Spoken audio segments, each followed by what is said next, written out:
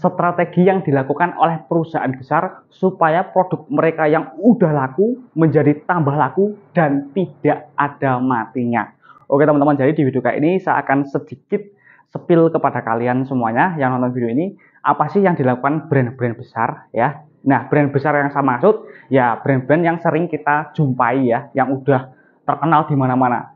Entah itu brand rokok seperti Jarum, Sampurnamil, Gudang Garam ya, atau kalau daya ya deterjen ya. Kalau misalnya deterjen Wingswood, Unilever ya. Nah, perusahaan-perusahaan besar ini ya, itu kan udah punya nama ya.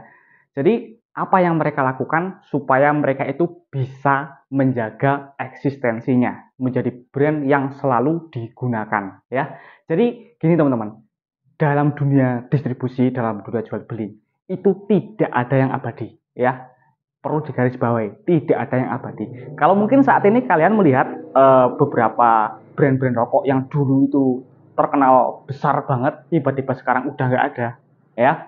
Itu karena mereka mungkin salah strategi teman-teman, ya. Karena yang pertama, di era seperti ini, setiap bulan itu launching produk baru. Itu setiap bulan ada teman-teman, saya punya listnya.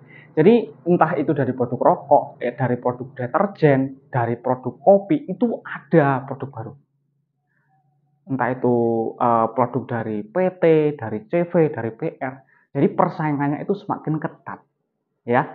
Nah, kalian bisa lihat ya, salah satu contohnya Gudang Garam itu bisa dibilang kolaps ya. Dia mengalami penurunan omset itu nggak cuma ratusan juta, bertriliun-triliun teman-teman. Ya, omsetnya turunnya drastis banget. Kenapa? Karena salah satu faktornya adalah gempuran produk-produk baru dengan harga yang lebih murah. Nah, lalu berikutnya apa yang mereka lakukan supaya mereka tetap bisa eksis di pasar nasional ya. Salah satunya yang mereka lakukan adalah dengan teknik yang namanya NOP atau New Open Product. Jadi saya kasih contoh seperti ini, nanti teman-teman bisa cek, bisa buktikan sendiri omongan saya ya. Gudang Garam, anggap contoh. Kalian bisa cek, Bu, Gudang Garam ada ngeluarin rokok baru nggak? Atau Sampurna ngeluarin rokok baru nggak? Saya kasih contoh nih, kalau di tempat saya itu kayak Sampurna itu gandeng brand namanya Praja.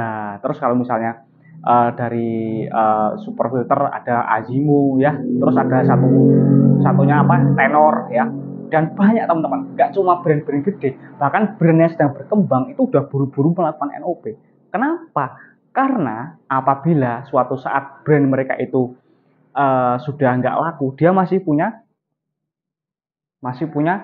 downline-nya teman-teman. Dia masih bisa tetap mendapatkan omset ya, walaupun mungkin saya kasih contoh, mungkin brand Sampurnamel dia itu jual Sampurnamel itu, dia itu ngambil untungnya tipis banget, tapi dia ngambil untung gede itu dari brand lain yang dibawanya ya.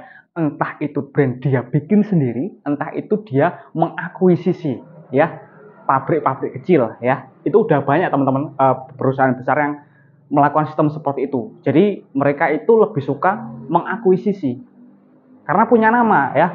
Ada orang nih bikin pabrik UMKM ya, kamu mau nggak produknya laku, misalnya orang bikin deterjen, saya beli nih, saya kasih royalti satu piece-nya misalnya 50 perak ya, tapi nanti kamu pakai nama Wingswood atau nanti kamu pakai Unilever, seperti itu teman-teman ya. Nah, kalau misalnya kalian perhatikan, khususnya kalau kalian seorang perokok ya, itu ada beberapa brand yang dia dibawa sama brand besar yang terkenal enak.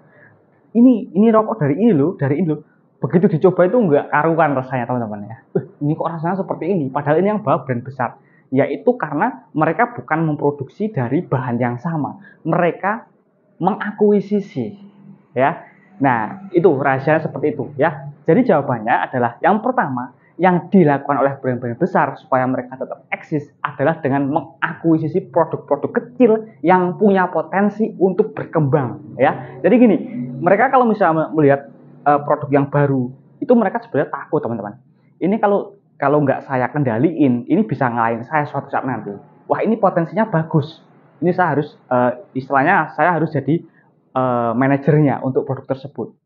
Paham ya teman-teman? Yang pertama, mengakuisisi produk yang mempunyai potensi untuk berkembang di pasaran.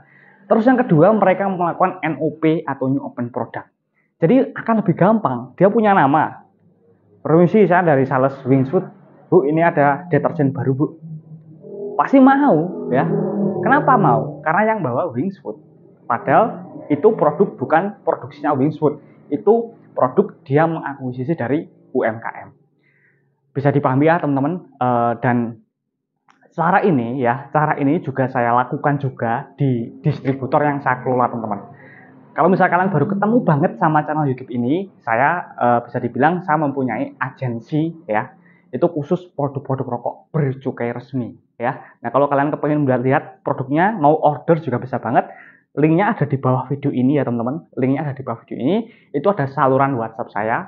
Semua produk dari PT, CVPR maupun UMKM semua saya posting, dan kalian bisa order dengan sistem MOU juga bisa, satu kota satu pintu. Jadi nggak ada tuh perang-perangan harga seperti itu. Oh ya teman-teman, kalau misalnya kalian ingin membeli produk untuk keperluan nyales, teman-teman bisa cek di VT-VT saya di short. Itu saya selalu ngetek beberapa produk yang saya pakai, entah itu merek Nota yang saya pakai, entah itu merek minyak rambut, parfum yang saya pakai ya. Itu semuanya saya tag di short video saya ya. Itu adalah beberapa rekomendasi produk yang sangat saya rekomendasiin kalau kalian seorang sales motoris ataupun pekerja lapangan. Terima kasih yang nonton video ini. Silahkan bisa tulis di kolom komentar pendapat kalian tentang video ini. Jangan lupa untuk subscribe. Tembusin 2025, channel ini bisa menyentuh 100.000 subscriber. Saya akan membuat giveaway yang menarik apabila channel ini bisa tembus 100.000 subscriber. Terima kasih, see you next time.